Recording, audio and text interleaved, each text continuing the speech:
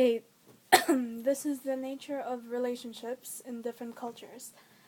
Now, apparently, there are two types of cultures: the individualism, which is US and UK, so basically the more Western parts of the world. They emphasize on the individual person and his or her rights, their aspirations, and their goals. It's an I rather than we, an interpersonal relationship where there is conflict between goals of individuals and the goals of collectivists. Personal needs are considered to be more important rather than the collectivist needs. Now, the other category is the collectivist, which is the more Eastern culture like China and Pakistan. They value the we more than the I in social encounters.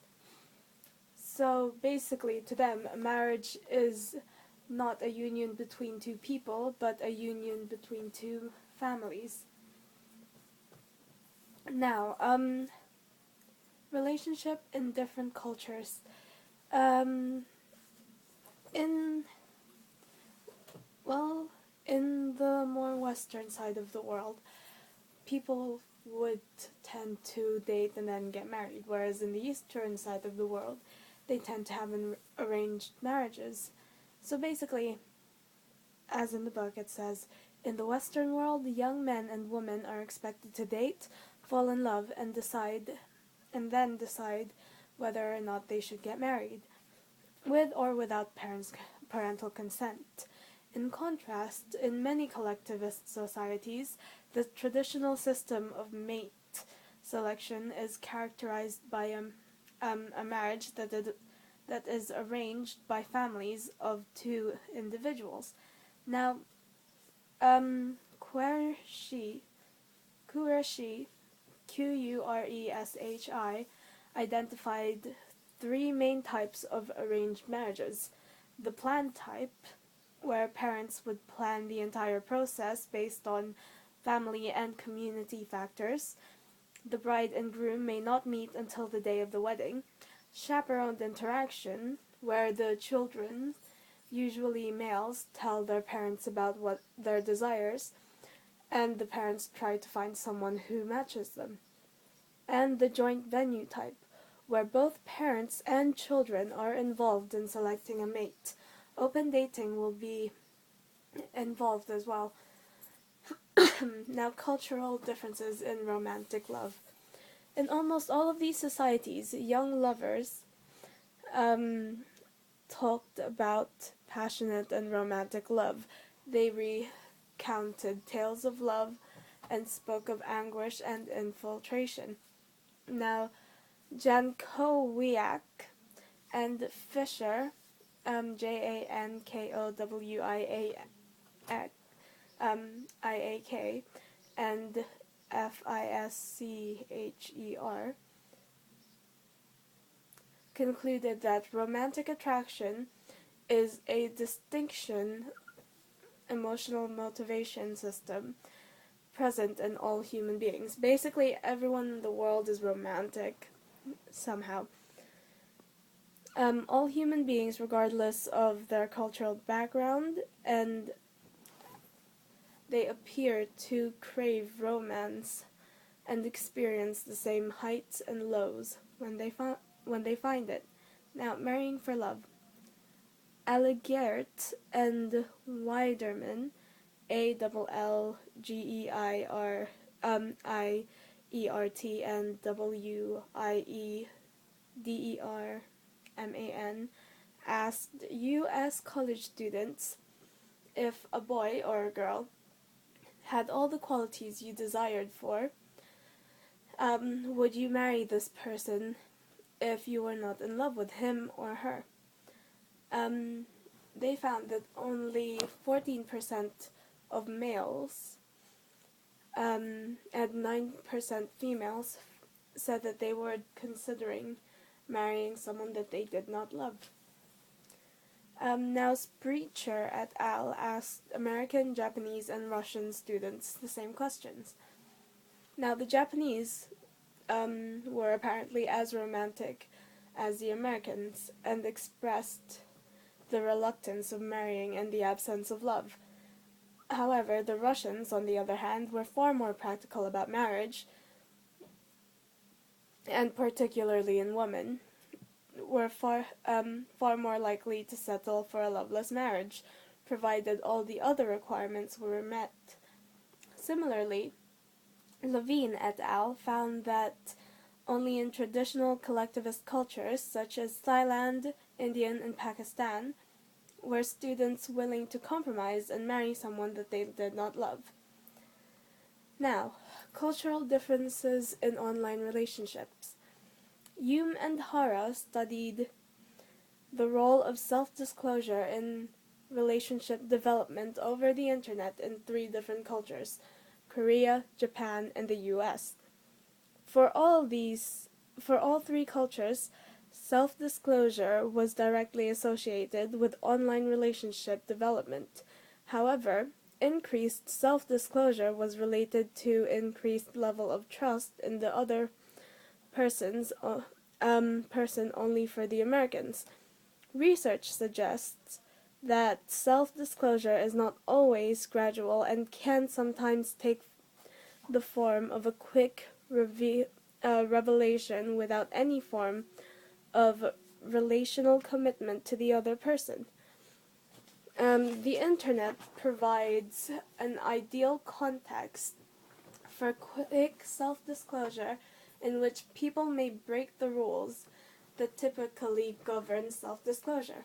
Now, M.A., studied internet relationships in East Asia and North American college students, and found that both groups of students tended towards more rapid self-disclosure on the internet compared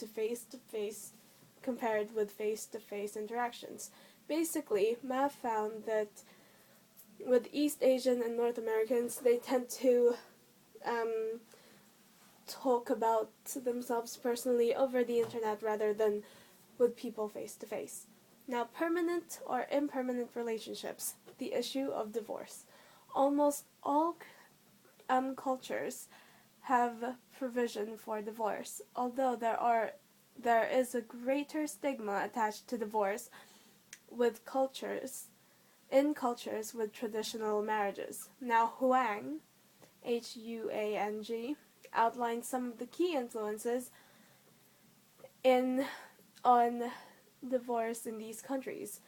One would be rapid urbanization and challenging cultural norms in Asian societies. Basically, the stress of modern work and life appears to have spilled over into marital relationships.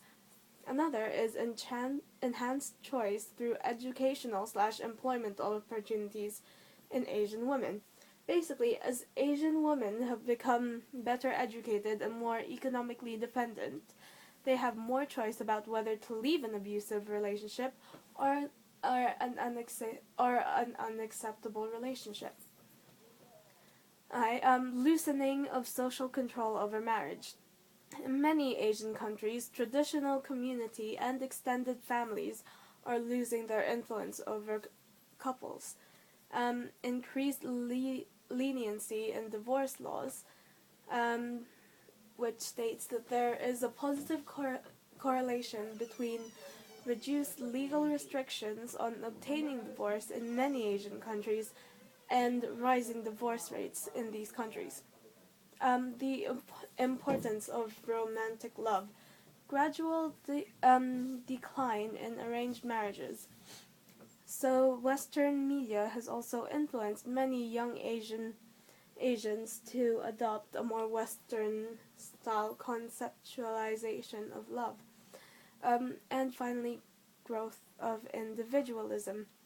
Now, through modernization, however, many economically prosperous Asian countries are moving in the direction of individualism, and so young people are less willing to sacrifice personal desires and ambitions for their families.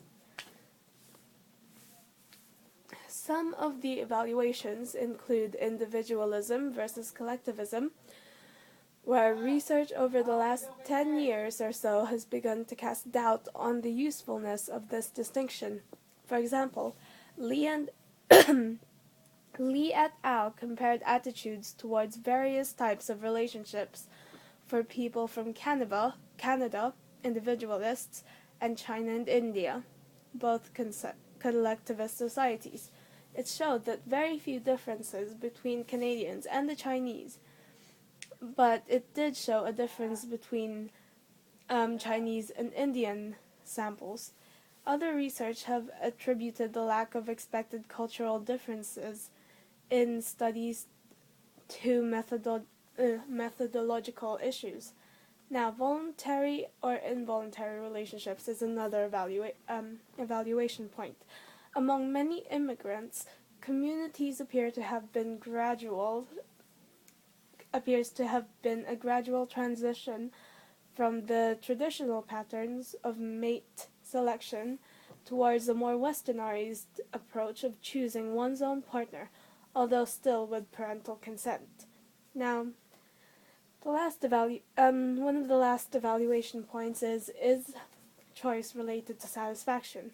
Myers et al. Asked 45 individuals living in India in arranged marriage to complete a questionnaire measuring marital satisfaction as well as the characteristics they have considered to be important in marriage.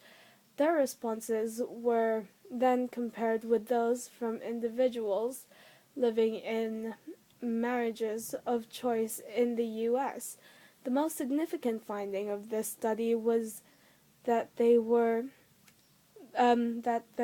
no differences in marital satisfaction between people living and in arranged marriages and marriages of choice.